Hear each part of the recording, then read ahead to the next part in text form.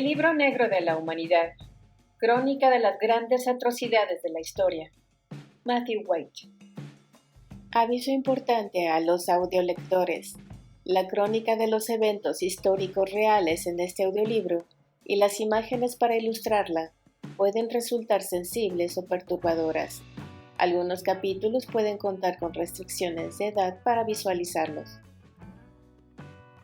Segunda Guerra del Congo. Número de muertos 3.8 millones. Clasificación 27. Tipo Guerra de hegemonía. Grupos enfrentados, Hutus contra Tutsis, sin importar quién más pudiera interferir. Periodo 1998 a 2002. Escenario República Democrática del Congo, Congo-Kinshasa. Principales estados participantes: República Democrática del Congo contra Ruanda y Uganda. Estados secundarios participantes: Angola, Zimbabue, Namibia, Chad, alineado junto al Congo, y Burundi, alineado junto a Ruanda. Principales participantes sin Estado: Alianza de Fuerzas Democráticas para la Liberación de Congo-Zaire, Fuerzas Democráticas Aliadas, Unión Congoleña para la Democracia, Interhamwe, Mai Mai y Movimiento para la Liberación del Congo. ¿A quién se le suelen atribuir casi todas las culpas? A Paul Kagame, de Ruanda, a Laurent Kabila, del Congo, y a Yoweri Museveni, de Uganda. Otro aspecto negativo: guerra civil africana. Factores económicos: coltán, diamantes y madera. La pregunta sin respuesta que todo el mundo se hace ocurrió solo hace pocos años. ¿Por qué no hemos oído nada sobre ello? La Segunda Guerra del Congo se sitúa en el extremo final de una reacción en cadena que empezó en las remotas brumas del tiempo y que fue avanzando a tumbos por ahí, al azar, hasta que acabó destruyendo millones de vidas que no tenían absolutamente nada que ver con el inicio. El genocidio de Ruanda de 1994 dispersó a millones de refugiados por la región de los Grandes Lagos de África, y no deja de ser irónico que estos refugiados no fueran las víctimas Tutsi del genocidio, sino más bien los autores Hutus que habían perdido el control de Ruanda y que ahora huían de los vengativos rebeldes Tutsi que se habían hecho con el control del gobierno. Más de 1 millón de ellos se ocultaban ahora en los campos de refugiados de Congo-Kinshasa. Mobutu, eliminado. Durante el genocidio de Ruanda, el mayor de los dos Congos, el antiguo Estado Libre del Congo, se llamaba Zaire y estaba gobernado por Mobutu Sese Seko, un viejo tirano matón que llevaba 3 décadas dedicado al saqueo sistemático de su país y amasando así una inmensa fortuna considerada una de las mayores del mundo. Mobutu había sobrevivido al habitual repertorio de golpes de Estado, ataques fronterizos y guerras civiles que acosan a todos los dictadores africanos. Pero este ingente flujo de refugiados que cruzaban ahora en masa la frontera fue demasiado para el viejo y achacoso tirano enfermo de cáncer. Mobutu perdió el control de la situación y estas provincias fronterizas se convirtieron, a todos los efectos prácticos, en tierra de nadie. Mientras las agencias humanitarias internacionales viajaban en convoyes armados y pugnaban por mantener unas condiciones de vida mínimamente aceptables en los campos de refugiados, las milicias Hutus utilizaban estos mismos campos como bases desde las cuales reconstruir su organización y volver a hacerse con el control de Ruanda. Para no perder la práctica, se entrenaban combatiendo contra los Banyamulenge, los Tutsis locales del Congo. Temiendo un resurgimiento de los Hutus, el gobierno Tutsi de Paul Kagame de Ruanda quiso desarmar a los Hutus y detener a sus cabecillas, pero Mobutu se negó a cooperar, así que se hizo necesario sustituirlo. Los ruandeses necesitaban un hombre de paja congoleño que liderara la carga, así que salieron en busca de un rebelde congoleño en paro, Laurent Kabila, que llevaba un tiempo vagando sin rumbo por África con la esperanza de encontrar algo que hacer. Durante la crisis del Congo, una serie de guerras civiles se siguieron a la independencia de 1960. Kabila había permanecido al acecho a la sombra de hombres más carismáticos.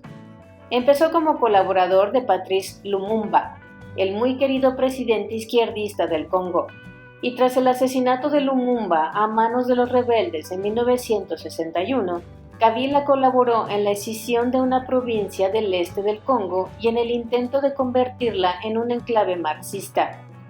El mismísimo Che Guevara, el legendario líder revolucionario latinoamericano, se dejó caer en la zona para combatir en ayuda de esta nueva nación comunista, pero no tardó en quedar desilusionado. Como anotó en su diario, cada día era la misma historia. Kabila no ha llegado hoy, pero llegará mañana, y si no, lo hará pasado mañana. Kabila no pisa el frente desde tiempo inmemorial, se quejaba el Che. En lugar de visitar el frente, Kabila pasaba la mayor parte de su tiempo en París, El Cairo y Dar es Salaam, alojándose en los mejores hoteles, publicando comunicados y bebiendo whisky en compañía de bellas mujeres, o simplemente recorriendo bares y prostíbulos. Entonces, después de la caída de este enclave ante el ejército del Zaire en la década de 1970, Kabila desapareció y en general se le supuso muerto. Se le vio en algunas ocasiones, en general relacionadas con algún secuestro o negocio sucio, pero nadie le prestó demasiada atención, hasta que trabó amistad con el presidente Yoweri Museveni de Uganda, quien lo propuso a los ruandeses como posible presidente del Congo. La organización de Kabila, la Alianza de Fuerzas Democráticas para la Liberación del Congo Zaire, ADFL, legitimó a los soldados ruandeses y ugandeses que cruzaron la frontera en octubre de 1996 con la intención de apartar a Mobutu del poder, dispersar a los Hutus y alejarlos todavía más de la frontera. Los 1.4 millones de refugiados Hutus inscritos en las agencias humanitarias internacionales pusieron pies en polvorosa en cualquier dirección posible para escapar de la carnicería.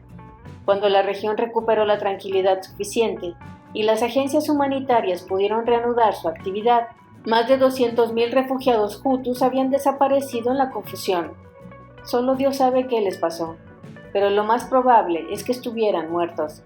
Amnistía Internacional informaba de que el AFDL y el ejército ruandés habían masacrado a todos y cada uno de ellos. Mobutu huyó a la capital en mayo de 1997.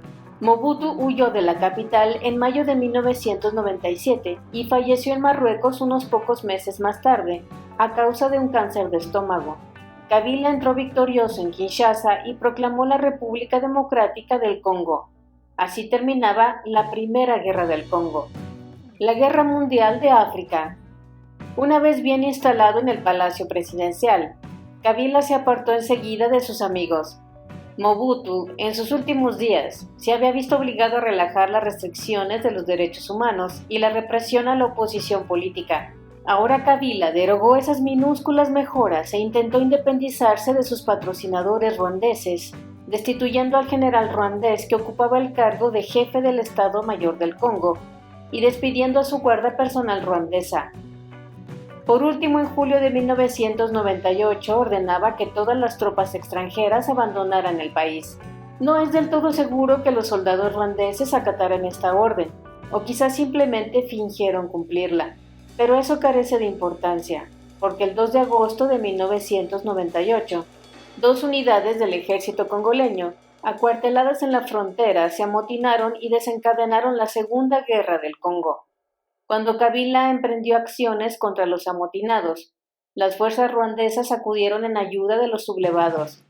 Para impedir otros levantamientos, Kabila les ordenó a las unidades tutsis del ejército congoleño acuarteladas cerca de la ciudad entregar las armas, orden que los soldados tutsis se negaron a obedecer, tras lo cual las unidades militares congoleñas de otras etnias se lanzaron contra ellos y en este ataque los aniquilaron a todos.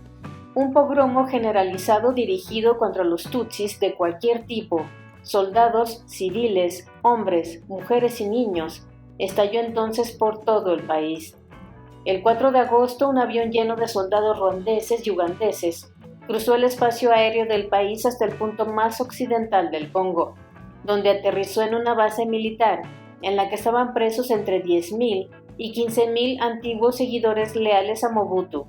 Se trataba de prisioneros de guerra de la Primera Guerra del Congo, que fueron liberados y armados y que formaron una nueva fuerza de asalto que se puso en camino hacia la capital para derrocar a Kabila. Mientras tanto, políticos congoleños procedentes de todos los colores del espectro político, desde los antiguos compinches de Mobutu hasta los antiguos enemigos del dictador, fundaron la Unión Congoleña para la Democracia, RCD. Al cabo de un par de semanas, Kabila parecía condenado, pero entonces, el 28 de agosto, la fuerza expedicionaria mobutista ruano-ugandesa en el oeste del país fue atacada y destruida por tropas procedentes de la vecina Angola, país que había sufrido demasiadas guerras e intrigas fronterizas en la época de Mobutu y que no estaba dispuesta a permitir que sus seguidores recuperaran el control. En el pasado, Zaire se había entrometido en la guerra civil de Angola, y ahora Angola le devolvía el favor. Retrocedamos un poco en el tiempo. ¿Cómo se metió Uganda en este conflicto? Uganda, igual que muchos países subsaharianos, estaba plagada de insurgentes. Las Fuerzas Democráticas Aliadas, ADF, que operaban en los territorios fronterizos de Uganda y del Congo, no eran el grupo más numeroso de rebeldes en Uganda, ni tampoco el peor. Pero el gobierno ugandés cayó en la cuenta de que si se incorporaba a la invasión de Ruanda, tendría la oportunidad de intentar aplastar a la ADF. En febrero de 1999, en Ecuador, la provincia natal de Mobutu, el gobierno de Uganda reunió a unos cuantos congoleños dispuestos a cooperar y formó con ellos el Movimiento para la Liberación del Congo, MLC, compuesto sobre todo por antiguos mobutistas. Uganda le entregó al MLC el control de las provincias congoleñas vecinas a cambio de que acabara con el ADF. Kabila, mientras tanto, movilizó sus apoyos entre las milicias hutus ruandesas y aceptó las tropas que le ofrecieron varios países vecinos ansiosos por recuperar la estabilidad en la región. A mediados de 1999, todos los ejércitos estaban en posición, no quedaba ninguna sorpresa por aparecer, y el Congo se estancó en una dolorosa partición de 3 bandas.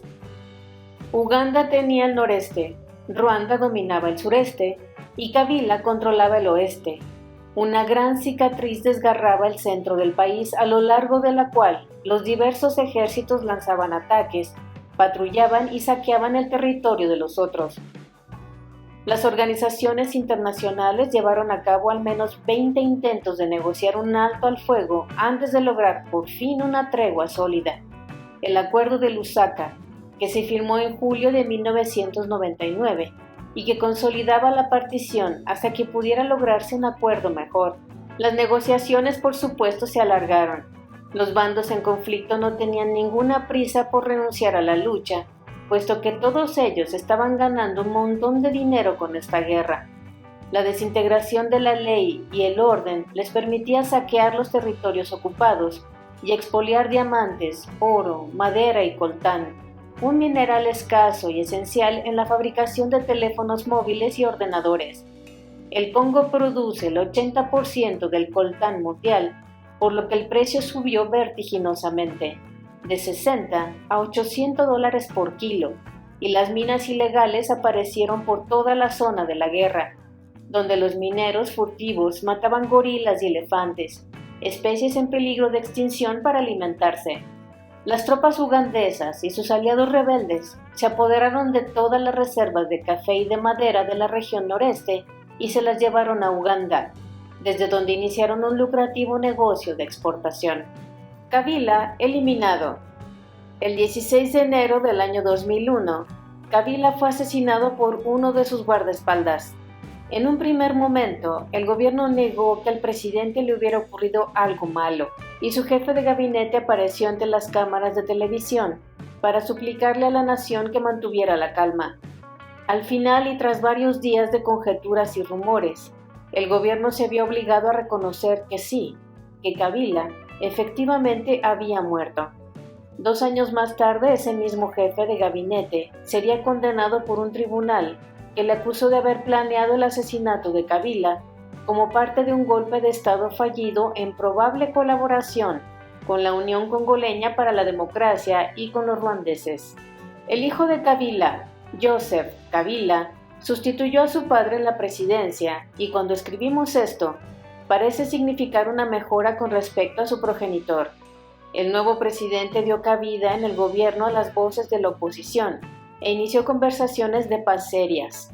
En octubre de 2006, unas elecciones nacionales que los observadores internacionales calificaron de libres y justas, ratificaron a Kabila en la presidencia. Según informaría la BBC, la guerra del Congo desembocó en negocios sucios, pero el señor Kabila no se ha visto implicado directamente en ninguno de ellos. Una definición bastante aceptable de lo que significa ser honesto en esa parte del mundo. Ruanda y Congo firmaron un alto al fuego en Pretoria, Sudáfrica, el 30 de julio de 2002. Congo negó oficialmente haber albergado a cualquiera de los Hutus implicados en el genocidio de Ruanda en el año 1994, aunque aceptó de todos modos extraditarlos a Ruanda. En contrapartida, Ruanda aceptaba retirarse del Congo. Otro acuerdo bilateral entre Uganda y Congo, el 6 de septiembre de 2002, ponía fin a esa otra parte de la guerra. La retirada de las tropas extranjeras dejó en el país a los diversos grupos de paramilitares, a quienes se dio cabida en el nuevo gobierno de transición. A pesar del importante movimiento de tropas y de la redistribución del poder político, las luchas dispersas han continuado a lo largo de los últimos años. Hay quien ha empezado a llamar a estos nuevos conflictos la Tercera Guerra del Congo, pero solo por una cuestión de tiempo y de simplicidad, vamos a dejar aquí nuestra historia de la Segunda Guerra del Congo. El estilo de guerra. El International Rescue Committee realizó un estudio de población en la zona de guerra y en el año 2005 publicaba un informe en el que calculaba 3.8 millones de muertos más de lo habitual desde el estallido de la Segunda Guerra del Congo. La mayor parte de estas muertes fueron debidas a las enfermedades y a la hambruna, que se extendieron a consecuencia de la devastación, y solo entre el 10 y el 15% de ellas fueron consecuencia directa de la violencia. Las guerras más sangrientas de la historia suelen implicar la participación de los soldados más eficaces y mejor equipados disponibles en el planeta en el momento de la guerra. Por ejemplo, los ejércitos que combatieron en las dos guerras mundiales y los que conquistaron una buena parte del mundo en nombre de Napoleón y de Gengis Khan se hallaban en la cima de su eficacia militar. Fueron los ejércitos más destructivos de su tiempo y, como era de esperar por su formación, destruyeron grandes cantidades de seres humanos. Los ejércitos del Congo son harina de otro y muy diferente costal. Esta guerra la hicieron bandas indisciplinadas de adolescentes, blandiendo armas anticuadas y de poco calibre, y sin más lealtad que la que le debían al hombre que les pagaba la soldada. Los soldados estaban dispersos por un frente difuso, y en raras ocasiones se enzarzaban en batallas campales, que duraran más de un par de horas. La disciplina era brutal, y la vida no valía gran cosa. Para salvar la vida en combate confiaban más en la protección de los amuletos mágicos que en su formación militar. Los sobornos y el saqueo eran moneda común, y pasaban más tiempo sembrando el terror entre los habitantes locales que combatiendo contra el enemigo. Según las agencias humanitarias, el 60% de los combatientes en esta guerra eran portadores del virus VIH e infectaron de SIDA a la tercera parte de las mujeres a las que violaron. Los Mai Mai destacaron por encima de otros grupos por las violaciones de los derechos humanos que cometieron. Se trataba de grupos sueltos de milicias locales que combatían en el centro del Congo contra los ruandeses y los ugandeses, aunque no necesariamente en representación del gobierno central. La ciudad de Kibombo cambió de manos varias veces y en cada una de esas ocasiones los soldados saquearon o extorsionaron, antes de retirarse llevándose algunas mujeres con ellos para más tarde. La siguiente experiencia de una joven de 16 años es típica del modo de actuar de los Mai Mai. En octubre de 2002, Onya y su madre formaban parte de un grupo de 48 mujeres que habían salido a trabajar al campo en grupo y todas juntas buscando la seguridad en la cantidad. No funcionó. Se encontraron con una patrulla de Mai Mai que las apalearon, las obligaron a acompañarles al campamento y las violaron. Su madre logró escapar después de unos días, pero a Onya la conservaron como esposa, entre comillas, hasta marzo del año 2004, obligada a arar el campo, cocinar y dar sexo. Finalmente los Mai Mai huyeron tras perder una batalla importante y Onya regresó a Kibombo.